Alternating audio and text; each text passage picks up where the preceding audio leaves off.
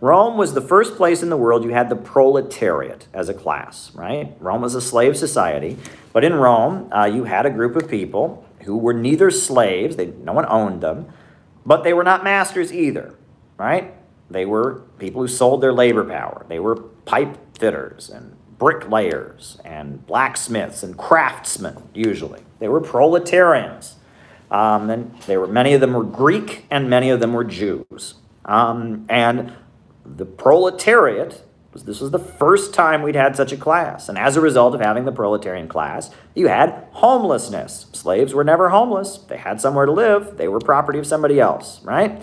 But you had homeless children all throughout Rome. Homeless children all throughout the streets. You know, people from afar, they would say, wow, Rome is the richest city. It's this world empire. But we get there and the streets are full of these children that are starving. How does this make any sense?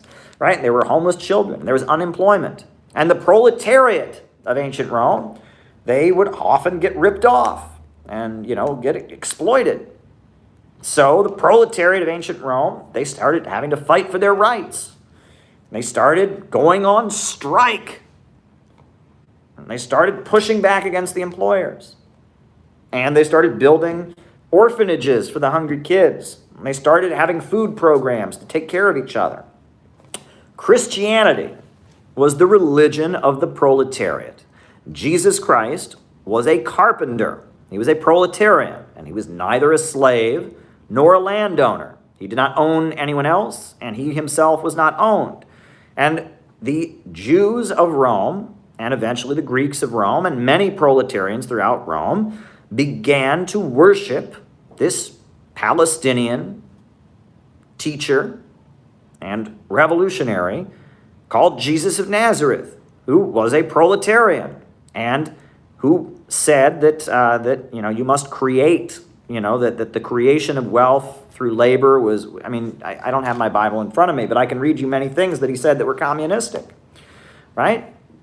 And that, one had an obligation to love thy neighbor as themselves, and one had an obligation to feed hungry children, and Jesus Christ and the Christian movement, Christianity in Rome, was the movement of the proletariat. That's what Christianity was. Christianity was the movement of the proletariat. There was no science back then, okay? There was very little political ideology. The proletarian movement, the first proletarian movement among the world's first proletarians, originated in the city of Rome as Christianity. Christianity was the movement, it was the religion, and the organizing tool of the proletariat. That's the most important thing. However, Christianity began to divide, okay? Because on the one hand, many of the Roman proletarians wanted the proletarians to rise up and overthrow the landowners and have a society where the last shall be first and the first shall be last, and everyone has what they need. It was a revolutionary movement of the proletariat.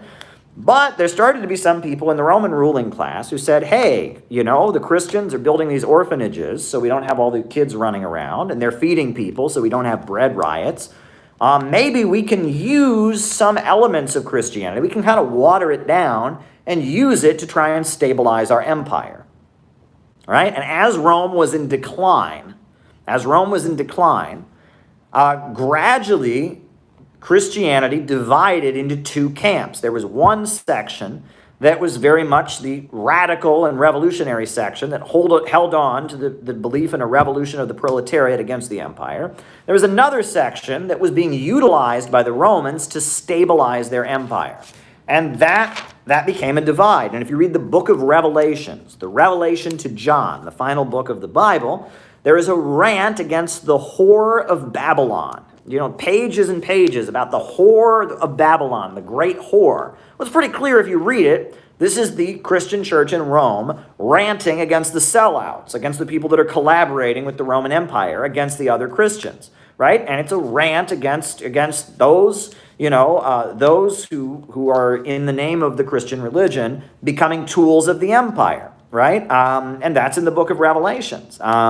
And there's clearly a divide in the early church, right? And eventually, with the conversion of Constantine, Rome, as it's falling apart, eventually adopts Christianity as its official religion.